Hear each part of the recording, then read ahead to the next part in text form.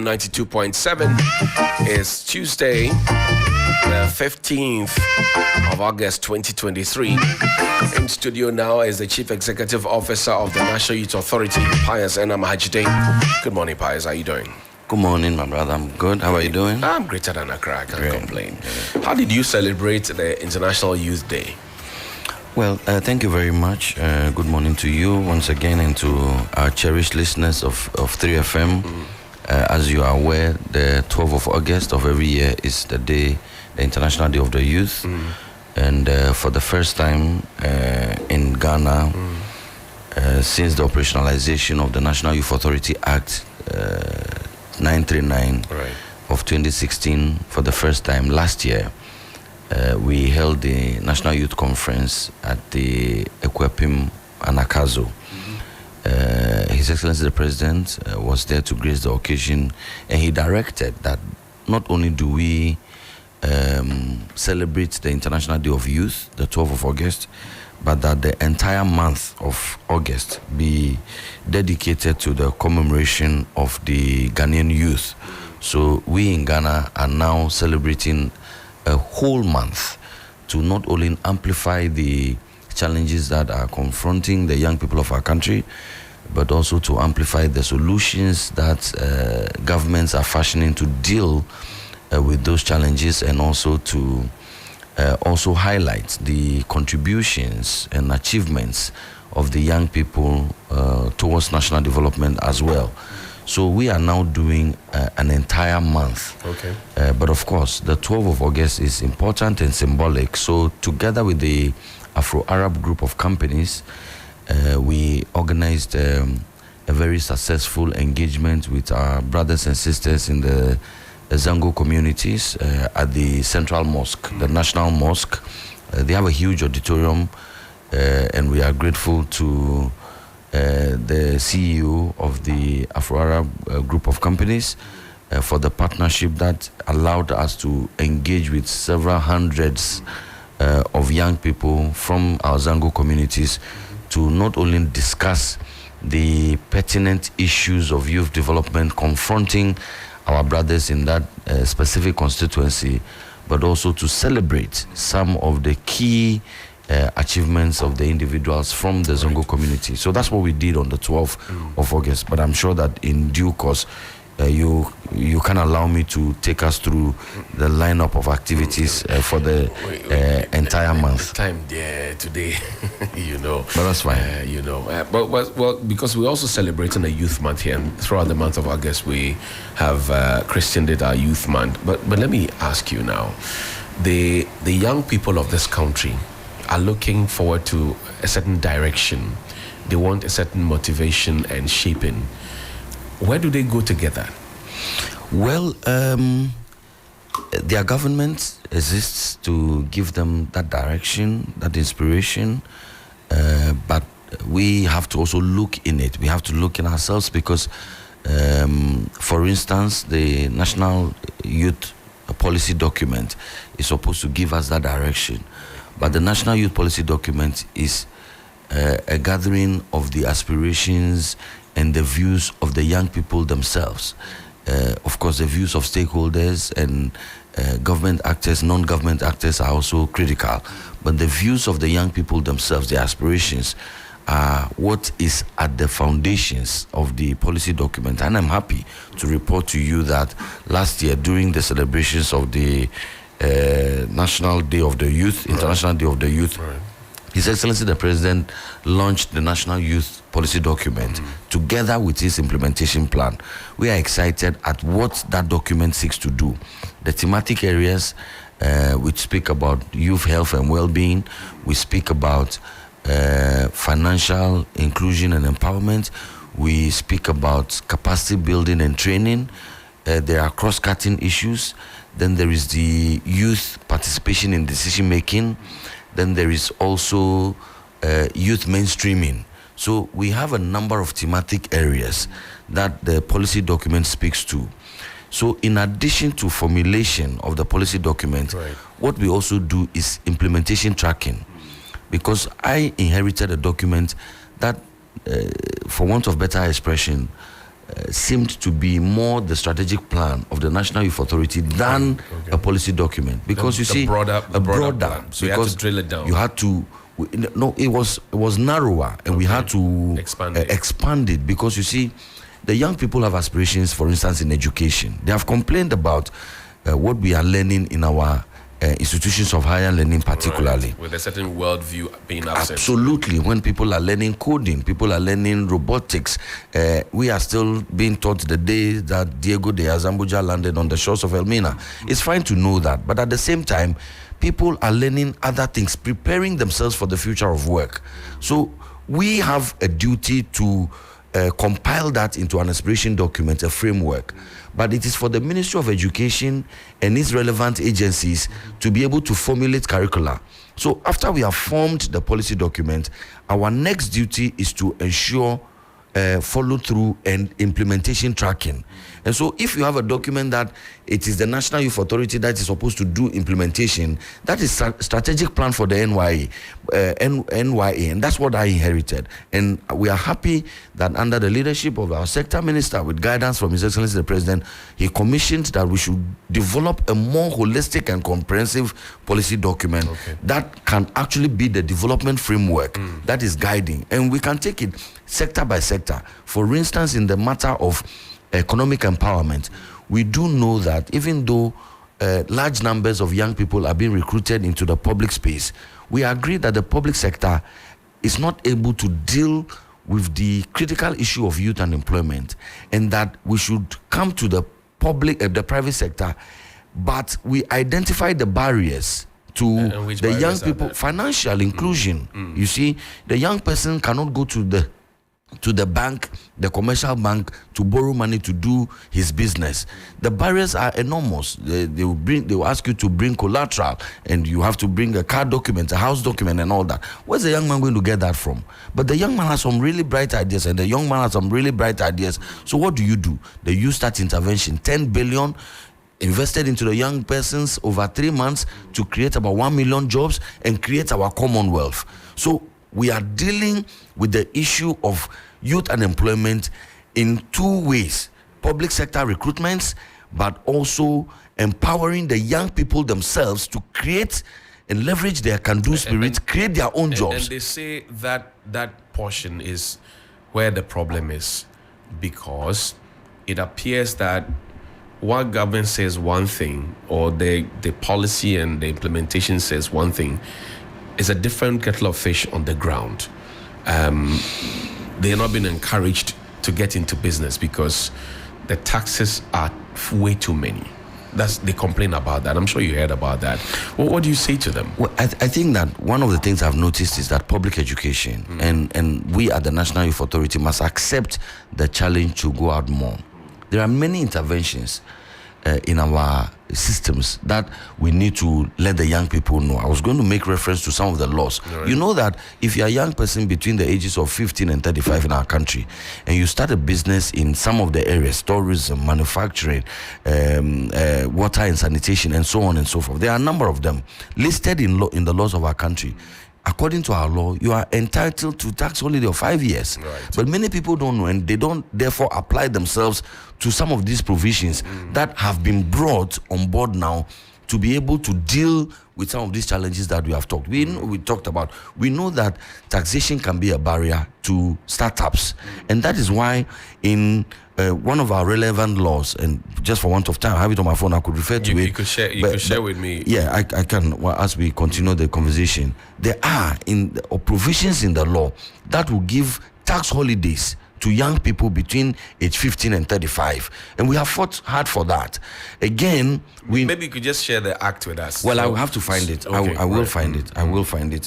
So that subsequently we can even share. Absolutely. With our audience on your behalf. I will find it for you. I will find it. But while these opportunities abound, and I'm happy that you mentioned this one, a lot of young people are also leaving the country. They say they are not happy, the economic situation is bad. If you talk to them, nurses, doctors, teachers, within all the spaces, they are leaving. Does that worry you as boss of the NYA?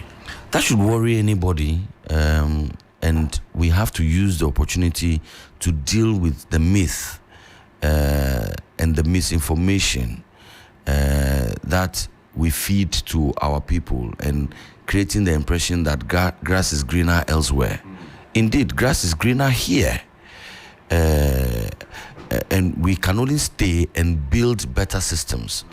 I've had the opportunity to go around and see the very difficult situation some of our people live under elsewhere. Even the very dangerous journey across the Sahara through Libya to want to get somewhere else.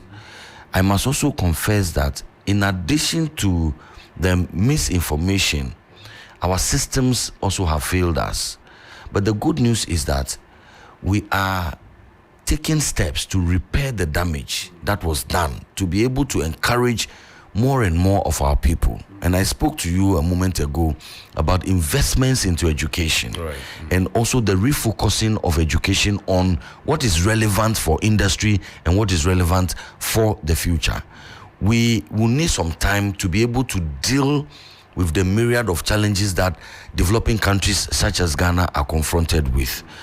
But the good thing is that an honest observer will admit that those critical remedial actions that need to be taken are being taken. It will take some time for us to see the full. It took some other countries hundreds of years to get to where they are.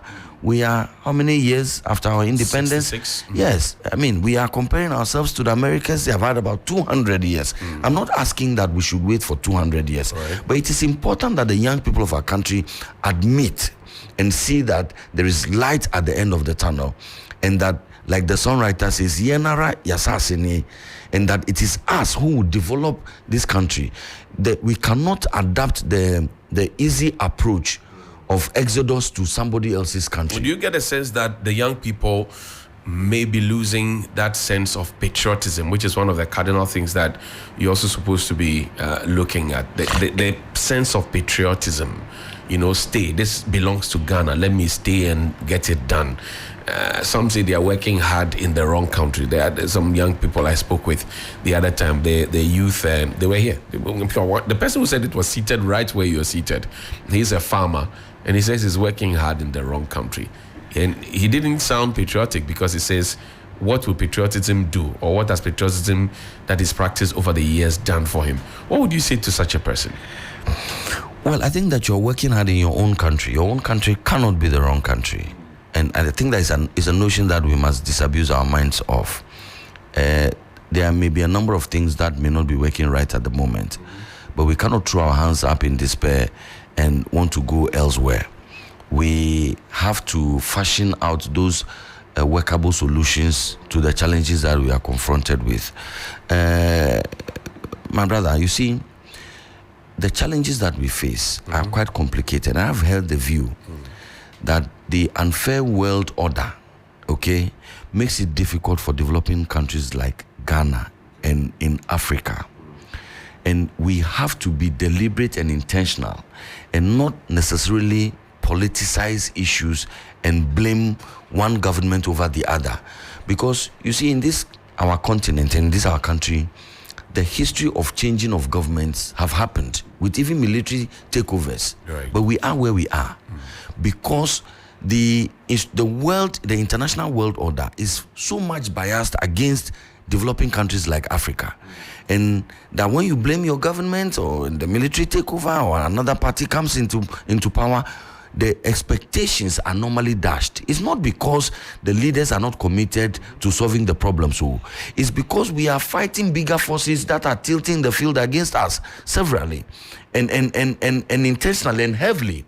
We have to hold our hands and hold our own against those forces to be able to make the progress that we have to make. If we just throw our hands in despair, if we just blame party A or we just blame party B, I'm telling you, we are only creating a vicious cycle. But they are hungry. That's what they say. We are hungry. We don't have the jobs. Our pockets are empty. We still have completed our university education, but we are living with our parents. We are eating their bread every morning. They are insulting us because we are doing that. That level of frustration could push you to say, let me just get out of here. Well, but that level of frustration, which I admit I identify with it, we must trace the foundational causes of that kind of frustration. And I'm saying that it will be too simplistic to just blame one administration or the other, irrespective of whatever part.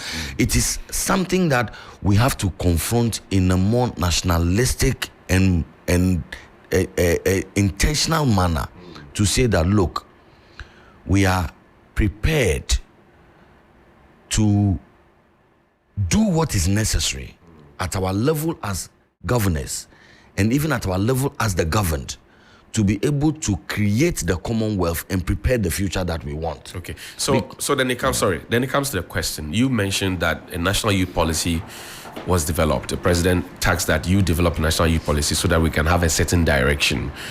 Oftentimes we notice that when these policies, or if you like, these proposals are being put together, the levels of consultation is problematic. Did you, for example, consult all these other political parties and youth groupings such that even when you are not there tomorrow as chief executive of the National Youth Authority, whoever comes to take over from you knows that we all have agreed that we're leaving Accra to Aplao, and that is the direction, so that he won't come to say, okay, I'm in the driving seat now, I don't think we have to go to Aplao, let's go back to Takrady. Did you do those consultations, and broadly so? The policy formulation cycle we are excited about because of the high levels of consultation, and that's why it took us some time to be able to develop this document. Not only were the young people consulted across each and every district of our country, consultations was deep, stakeholders were involved. It went to cabinet a number of times, it went to the relevant committees of parliament a number of times. And that's why we are confident that what we have now is a more comprehensive and holistic document. Were your political partners consulted as Absolutely. And let me use the opportunity to put on record that ever since I became a CEO, we have invited even our brothers in the NDC, and I say the NDC because they are the largest opposition at the moment. We have invited them to a number of our activities. The last one being the steps towards the formation of the Ghana Youth Federation.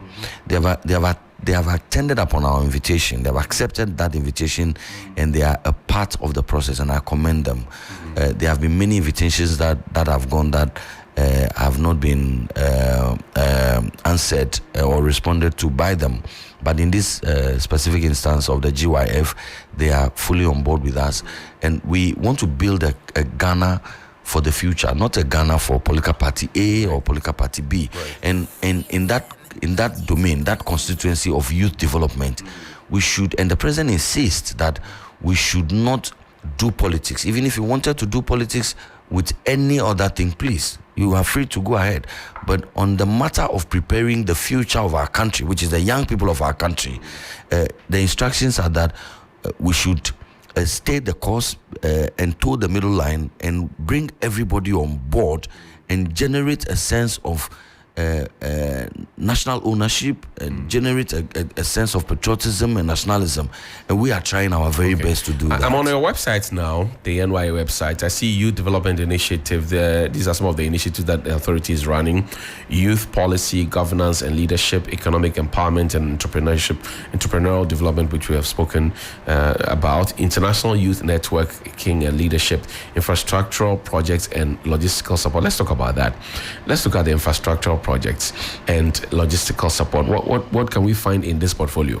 Well, we have started an ambitious project of building the youth resource centers. The youth resource centers are very sports heavy, but there are also youth development add-ons like entrepreneurial centers, like a counseling center, like libraries.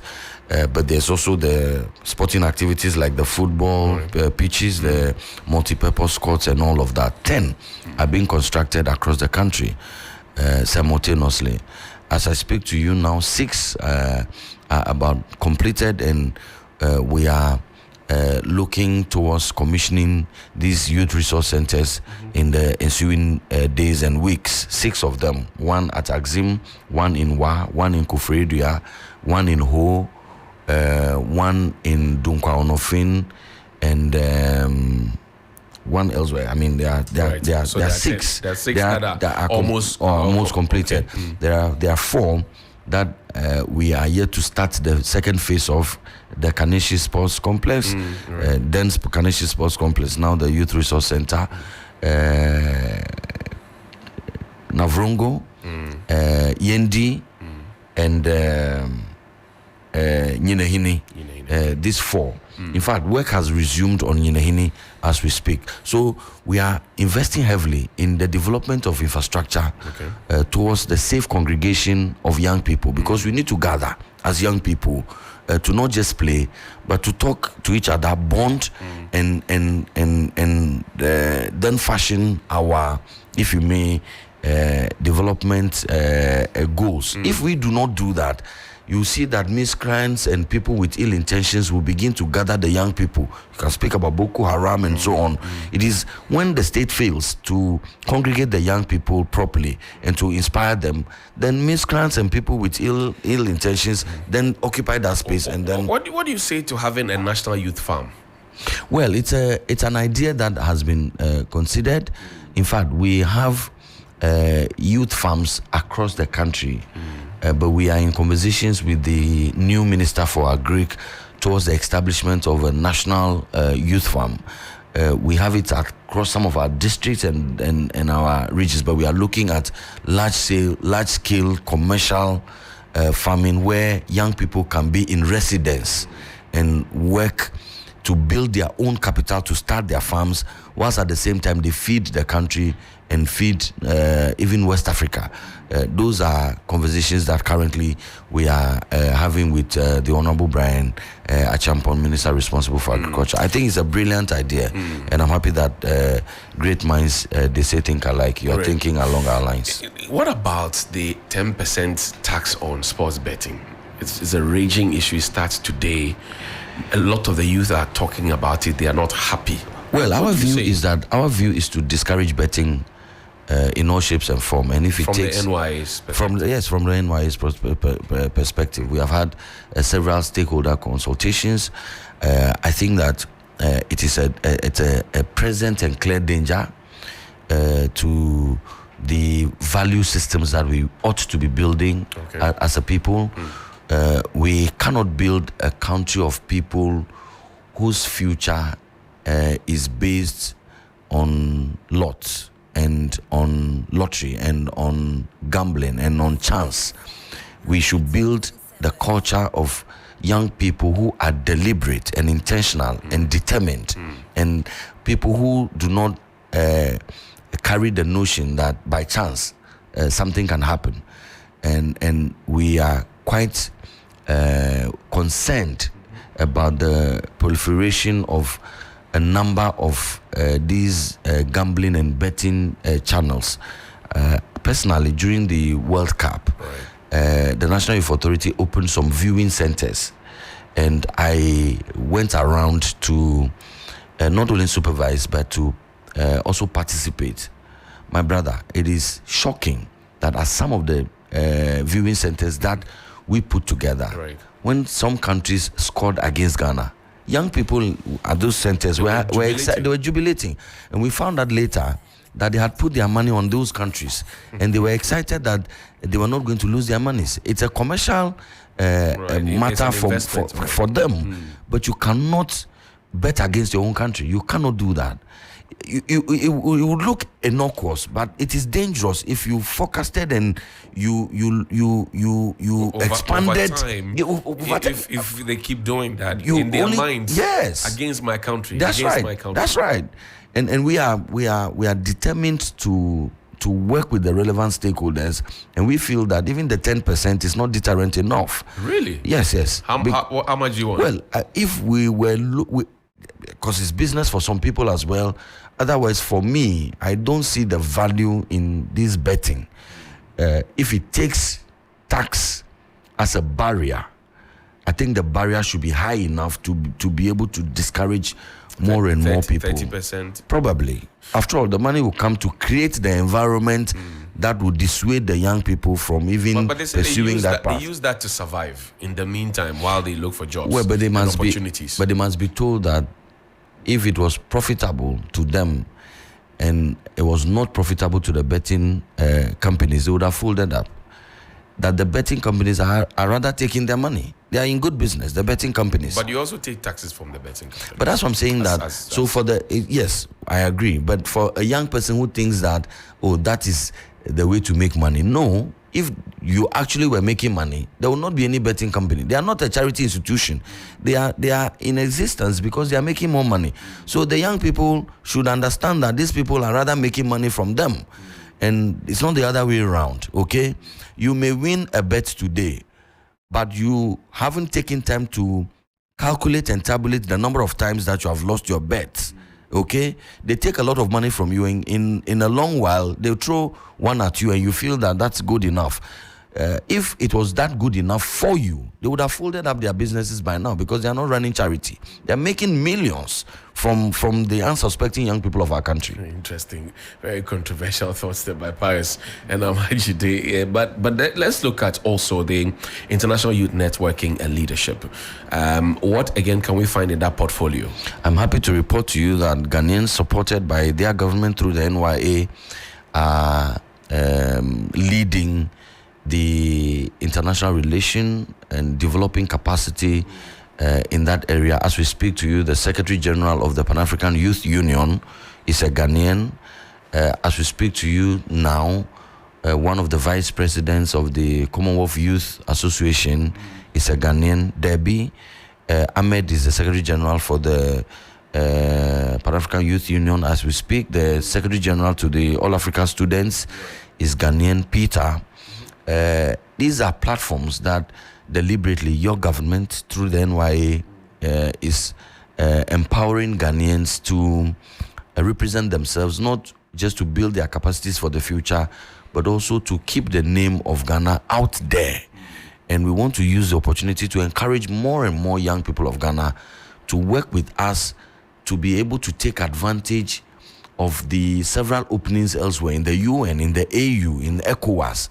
You go out there and you find that young people from other countries are participating more on these international platforms as compared to Ghana. So we have been deliberate in pushing young people. During competitive elections, we put candidates, we support them, and we help them to win. They should be the shining examples that will motivate more and more Ghanaians to get into those spaces. The spaces, and I grew up as a Boy Scout, later joined the cadet and all of that because of my father's background. But growing up, those things were in our communities, and that's where the sense of patriotism and nationalism really came from.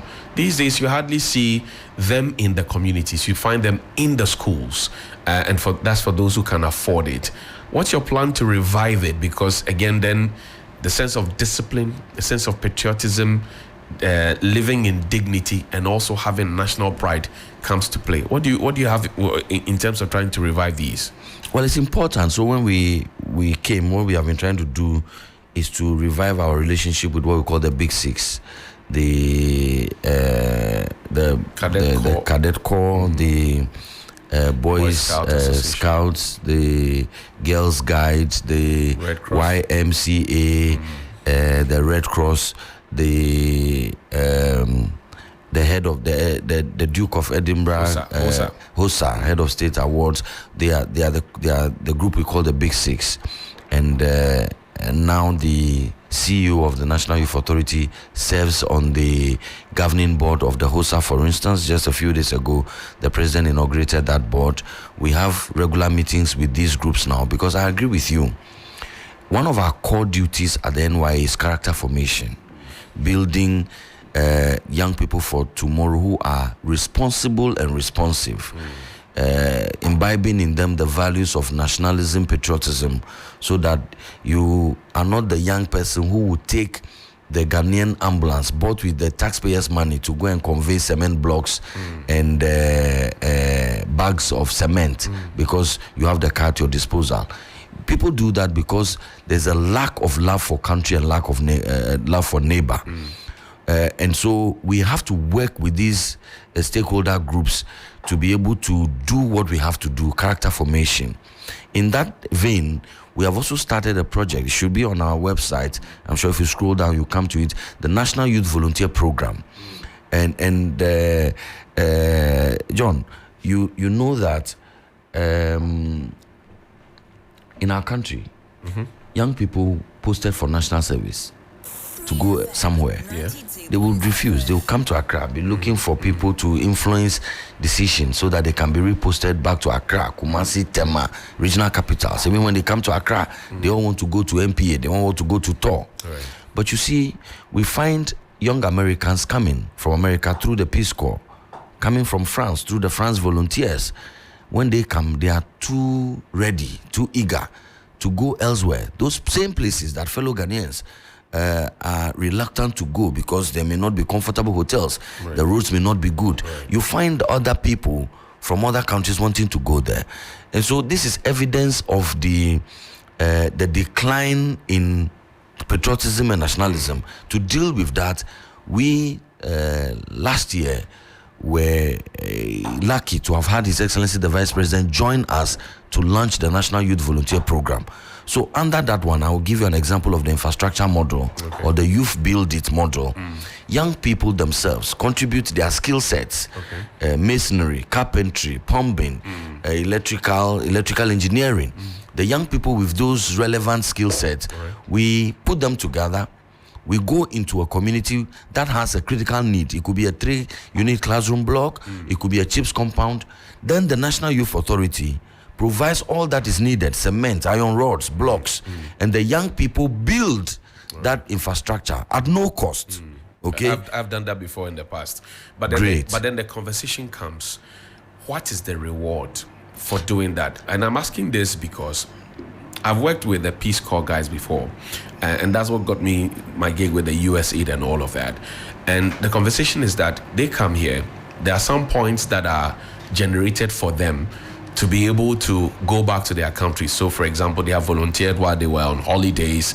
They go back. It reflects in their CVs. It reflects in their cumulative record in school, so that before the term starts or ends, because they have come to Africa, gone to say a place like Damongo to go and help with farming or taking care of the aged, they have a 15 or 10% mark that is inculcated. So once the term begins, they have 15% already. Absolutely. So a little effort and they go.